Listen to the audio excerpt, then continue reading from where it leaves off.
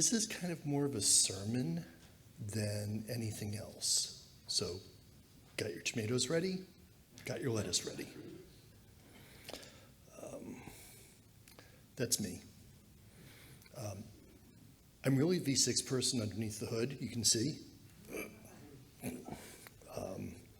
But I've been using V6 since the 6-bone, way back when. So it's free advice. I've been telling this tale, and I tell this tale. You've heard it, and you've heard it, and he's heard it, and a bunch of the people in the back have heard it before. I normally charge a lot for this sermon. This is a discount today. Everybody gets it free. Yay, if you want it branded, talk to my agent. You'll get a slide deck with your name on it. So where are we going? We're going to start with philosophy. I'm a stand-up philosopher, if any of you know what a stand-up philosopher does. Some bits about V4, some bits about V6, and some more philosophy. I'm going to try and keep a few minutes in for closing remarks and questions. Please have questions. So, you can read the slide. I'm not going to read it to you. What is the right headspace? The headspace is to keep an open mind more than anything else and realize that things change. And one of the things that's changing, feedback on? Okay. One of the things that's changing is V4 really is on its way out finally. V6 is fully integrated. Even some of the folks like Verizon have finally rolled out native V6 for Fios. Yay! Who here has Verizon Fios V6? Who has Comcast V6? Can everybody thank JJB in person the next time you see him? So one of the problems with V4 into V6 is V6 is big, as we'll touch on later, and automation is your friend. And you know what? We've had 2 automation talks this morning. There's another one this afternoon. I'm not going to touch on it. Just beware. When automation breaks, have the backup. And really, as some people have noticed, discrete out of band that's totally decoupled is indeed your saving throw when everything goes pear-shaped. Who here has discrete out of band? That's not enough. Go to your Cradle Points and your whoever else makes wireless modems, or get a 1 gig circuit from your data center that you're in with a different address space that's just a /29 that's routed. Do something to get yourself real out of band. Resonating generating event is the term I'm thinking of. Who's brought down a router and had to roll a truck to get somebody to go fix it because you didn't have out of band?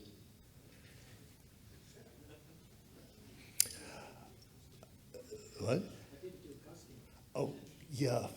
Fortunately, the last time I did it was to the Dutchess County School System, and I locked myself out, but I didn't drop their traffic. But I did have to send somebody from Albany halfway across to Poughkeepsie to sort it. Anyway, so V4 hype. There is V4. There's still a lot of V4. There's a huge amount of V4. There's 2 to the 32 addresses. That's 4 billion addresses. That's a lot, isn't it? Yeah, no. There's about 2 to the 20th that are reserved, either from things that are taken out by RFCs, the example networks, the private networks, or there's the DoD networks, which are never going to see the light of day, right? And everybody's using TenSpace, and it's gotten to the place where people are using multiple instantiations of TenSpace. We'll get back to that. The other thing is, the RIRs are basically out of space. Has anybody tried to get space from Aaron recently? There's no problem. They'll issue you V6 addresses in about 24 hours. V4, A little different, and that's what keeps the V4 brokers in business. This number is wrong, by the way. It's actually more like $2.2 million for a /16 at this point, if you can find somebody who has one. As far as I know, Sbarro still has their 16, and I don't know why. What is a pizza chain doing with a 16? Anyway, so what is 220 by 2 to the 16th? If you fully disaggregated the V4 space, you'd get precision, you get resolution, you get geolocation down to a fine science. Well, it's a lot. It's like 14 million /24s, give or take. But if anybody wants it, I have a spreadsheet where I actually figured it out. If you disaggregate the IPv4 space like that, you're going to blow up every router on the planet, with the possible exception of FRR running on something really big, because, you know, it's got unlimited memory space being a user space app. Who here was bitten by the 2014 Verizon disaggregation? Nobody else here used Cisco RSP 720s? They all blew their cookies when the global routing table went above 512? Okay, there's a link to a reference in the back of this. I looked a couple of days ago when I was doing this, and I wrote this last week. There were over 900,000 routes in the default free zone. I don't know about you, but that's a lot. When I started, there were like 2,000 routes. I admit it, I got this the old-fashioned way. I'm old. I started in the network business in 1982. So anyway, as I ramble on, 11/8, it's a DoD network. A lot of people, it turns out, use 11/8 as an extension of 10/8 and don't filter it. The DoD did a little research 5 years ago, I think it was. Somebody can correct me on that, which got CHI-NOG mailing list up in arms. Server Central, those guys aren't idiots. What are they doing advertising 11/8? Well, it turns out, NDA, but we had an LOA from the DoD to do it. It was under contract. And that's when we found out just how many people are spamming 11/8. So don't do it. It's bad. If you run out of /10 space, or 10 space and 10/8, V6 really is your friend. V6 is wonderful. V6 is big, it's got space. There's a lot of space there. And you know what? There's no reason to be stingy. The RIOs have it. And less NAT, more V6. Who here really likes NAT? Nobody here likes NAT? You like NAT? Sort of. Report for reprogramming.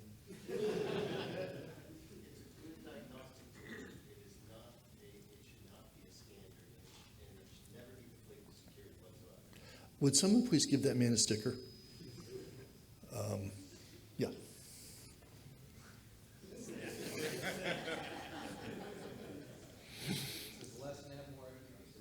Yeah. Oh, I've got more of them, by the way. I've got a whole pile of them. Anybody wants one, ping me afterwards. Like I said, diagnostic tool. Yeah. A major ISP, ILEC on the East Coast, just rolled out their new fiber product. It's entirely CG-NAT. No V6, entirely CG-NAT. Ew.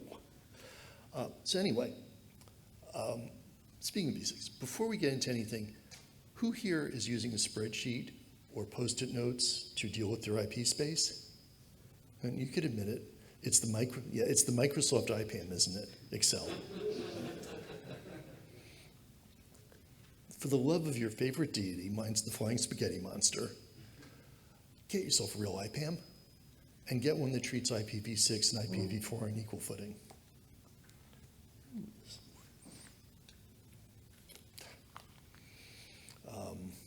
Not my wife doesn't get answered. So get an IPAM. There's a bunch of them out there. 6Connect, Blue Coat, Infoblocks are commercial ones. Do not use NEPAP from the open source, but Netbox is good. There's some others. Just get yourself one, use it, believe it. Truth is our friend. And in order to do this, you need a source of truth that's flexible, and I don't get paid by any of them as much as I might like to. Those guys make scoodles of money, you know. So we're going to try and divvy up some super blocks in the same fashion, and that's where the sermon really begins.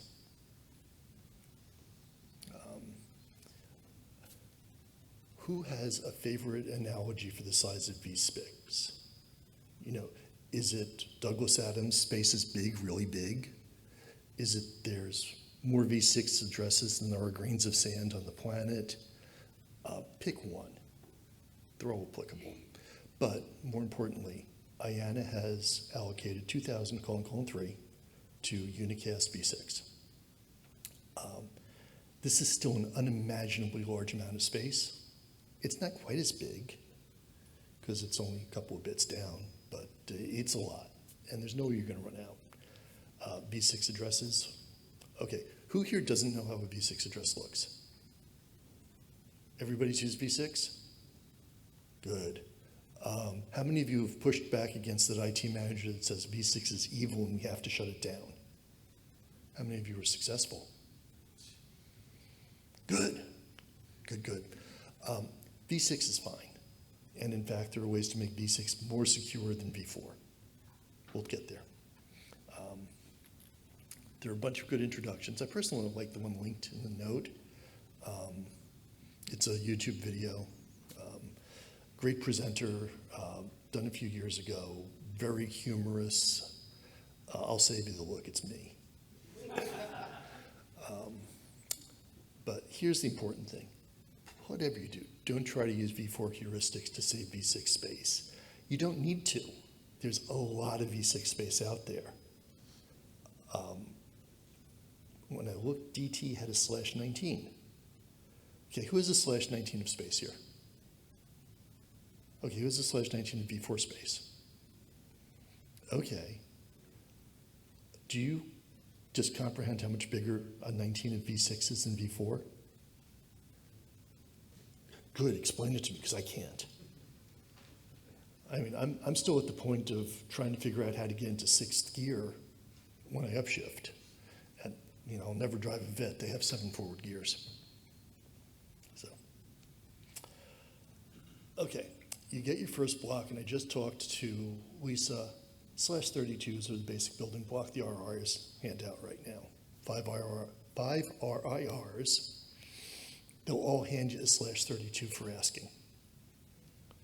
/32 is a nice, easy number to deal with. You can slice it, you can dice it.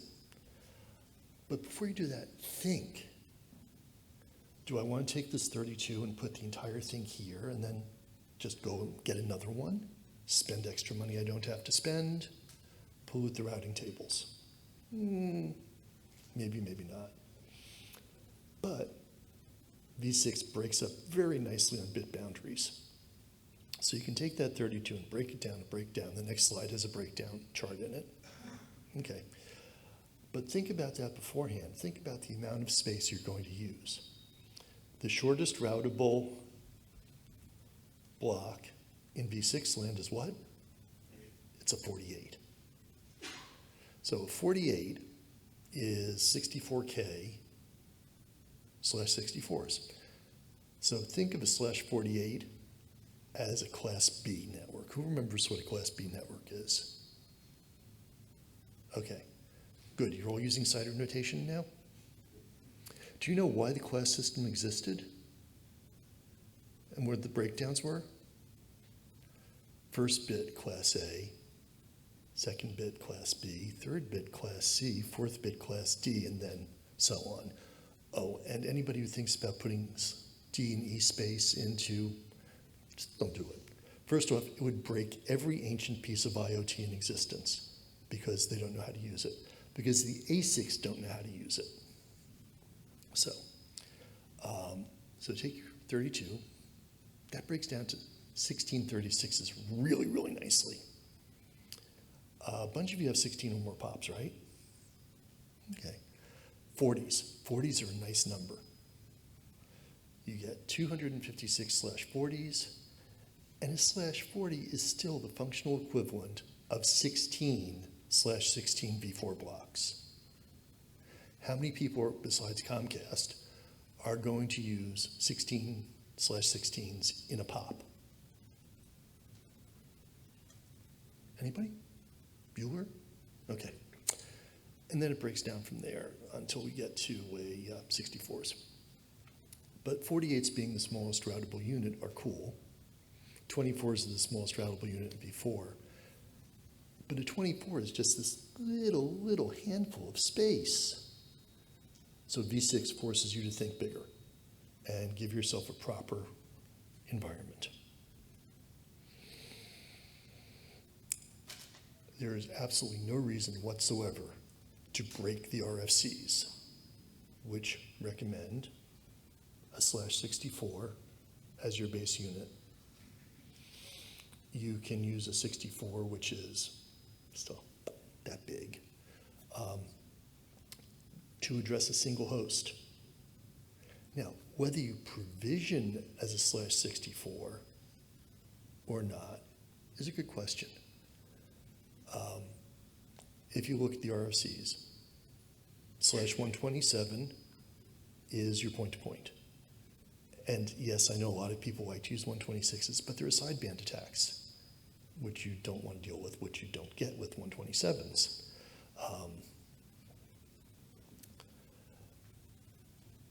122s, 112s, I've seen both of them. Cogent uses 112s for their point-to-point at the moment. I don't know why. I really don't know why. A lot of people say, well, we'll give you a 122 or 124 because those match your IPv4 allocation. Again, not a good idea. Oh, good, I'm almost done. And whatever you do, and pick your favorite deity, pick your favorite router vendor, pick your favorite accounting package. Do not build things around /128 allocated to a single user and build as a single address. I ran across some universities that did that, and I was like, why? And they turned around and bit them. So 64, it can be a single host, and because V6 loves multiple unicast addresses on a single host, give yourself some elbow room. Oh, also, at least Broadcom has hardware acceleration for /64s in some of their chipsets. I know the Trident 2 and 3 do. I guess the Trident 4 does also. I haven't got my paws on any of those yet. Something about router vendors not being able to ship. It's all of them. It's not just you.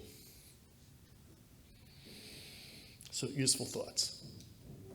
Make your POPs V40s, and then allocate 64s or point-to-points. Top of rack switches. You can do them a number of ways. If you want to do L3, and this is where you get to that IT manager paranoia, give each physical port a /64. Use Slack RDSS. You know exactly where the device is because it's sitting on the port. You can MAC lock it if you really want to, but there's your blocks.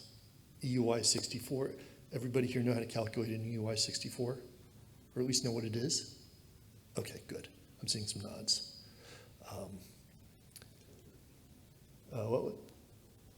Okay. And then you can magically allocate stuff. You've got your security. Who here thinks PCI says thou must use NAT and V4? Come on, show of hands. Everybody knows the truth? No. PCI DSS 3.2 just says thou shalt obfuscate and firewall. I want to bet on that a couple of nanogs ago when I produced the documentation. So, and if you run out of space in your POP, just add another 40. Easy. You've got a whole pile of them. And if you get down to like, down to your last 16 or so /40s, just go get another one. The RRIs will give you a 32. They're easy. Sources of truth. We've talked about sources of truth today collectively. They're good to have, and it helps if they're truthful. One of the joys of going into a new company is cleaning up their source of truth, right? That and fixing printing, fixing backups, and fixing account creation. That's showing my age. If you don't like what RFCs say, go to the IETF and get involved. It's easy. And you can do it mostly remote. You don't have to go around the world 3 times a year. And this is where we get to the actual sermon part. RFC 822 says that plus and minus are valid characters. I went to the Rock and Roll Hall of Fame exhibit for voting on your favorite band, and I typed in my name plus Rock Hall, and it rejected it saying it was an invalid address. Wouldn't even let me get to the @ sign. Boo. There are well-documented, well-debugged libraries out there. Use them. Don't write your own. Let us raise the cup to V6. Let us raise the cup to V6, which has been legal to drink for about 7 years, even in the United States where it's 21. The rest of the world has been able to drink for longer than that. Use it. It's there. It's real. Just about everybody's hardware, including AdTrans, supports it at this point for CPE. And RFC 1925, who's read it? RFC 1925 is wonderful. I will read verbatim from RFC 1925. Section 3, with sufficient thrust, pigs fly just fine. However, this is not necessarily a good idea. It's hard to be sure where they're going to land, and it can be dangerous sitting under them when they fly overhead. Section 4, some things in life can never be fully appreciated nor understood unless experienced firsthand. Some things in networking can never be fully understood by someone who neither builds commercial networking equipment nor runs an operational network. I put a JADO under a pig, it'll fly, but you know it's going to go splat when it hits the wall. Or the rocket car is going to go across the desert. I'm a big Mythbusters fan. Questions, brickbats, comments. There's the 14,461,946 publicly routable /24s based on the collective RFCs. Thank you.